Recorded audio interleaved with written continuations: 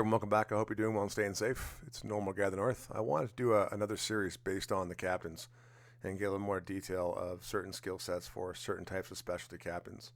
Now, in the game, there are technically 5 types of captains you can actually get, and I'll get to those pretty quickly here. I won't go through them every single time, but just I'll start off with the British. I'm going to be very one to say, very upfront and personal, that I really do like the captain skills for a few particular reasons. One, it does save you money. 2, you don't have to keep grinding a ship endlessly to get to a captain. And 3, it does actually cause it to be cheaper to get the free XP. Now, the captains themselves, you're going to see here, starting with Andrew Cunningham, the specialty captain. Again, 175 coal, one of the captains. You've got the plain Jane Dasha captains, which are 1,500 doubloons. They come with no special skill sets. You do have event captains that are like Dasha, again, 1,500 doubloons and no special skill sets. Then you do have these type of captains that are based on each nation that do have specialty skill sets. You'll see the stars. Now, when I go back to the harbor quickly, and you go into campaigns, I'm not going to talk about these captains because they're very hard to get. These are all the specialty captains like Balhazi, Yamato Izuroko, etc., etc. These campaigns are extremely hard to do. I'm not going to get into these ones. I want to get in the captains that are easier to afford and to work. So when you do get a ship, aka the tech tree, and the captain comes with it, it's usually a tier 1 or a tier 3 captain. I do not get these captains. I just don't buy them anymore. Or you can get something like a specialty captain, which I have over here on my Fiji, for Bert. And I'm going to get these skills set with these guys in a few seconds here and where they're relevant and where they're not relevant. So under the British as well, when you actually look at the British, go back in here, hit on the commanders, hit the British. All right, like I said, the Dashas give you 10 skill points right off the bat. I've already done the economics of this in another video. It is cheaper to buy more of these captains based on doubloons than it is to try to grind free XP. Don't forget free XP if you want to grind for it without any special economic flags or specialty flags. It's great.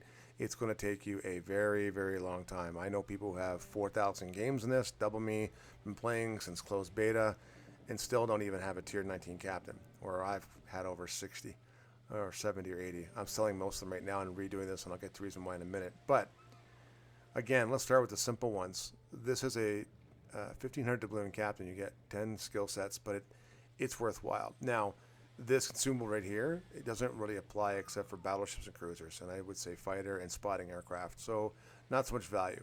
These two grease the gear when you look at plus 20% for destroyers, cruisers plus 20%, battleships plus 25.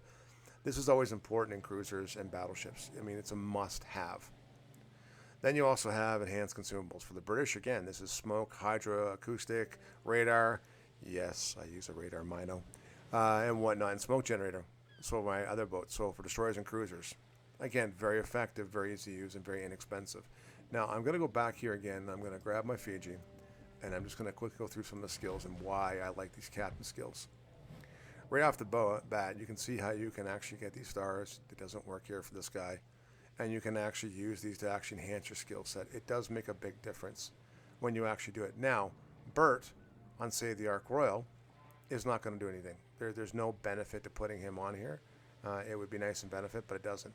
But the main functionality and the reason why I like these captains so much is because each captain can go through and be used. So this captain here can be used for submarines, destroyers, cruisers, aircraft carriers, battleships. Just with a click of a button, you can actually move them back and forth. And that's what I do. So I'm getting down when I get Andrew Cunningham, which is, I will get him. Then that's what I'll end up doing. This way you don't have to use too many captains. Now, if you can afford it, if you go to a premium boat, it doesn't cost you anything, but sometimes it can cost a max of 500 doubloons. And all you have to do is go back into a boat like this, like the Ark Royal. Go back in here and just recall the commander, which I had as Bert. And there you go. Take a look at the land here. Same thing. Jingles. I have 2 Jingles. I love Jingles. Jingles, again, is a specialty captain with no value, but it's funny. So anyway, that's how the captain skill works for the British and some of the explanation of the British captains. They are quite worth it depending on which ones you get. So you don't have to keep spending a lot of time and money with free XP or elite XP or captain XP, sorry, to get these captains. And just keep grinding away, keep doing, but keep it down to 1 or 2 captains.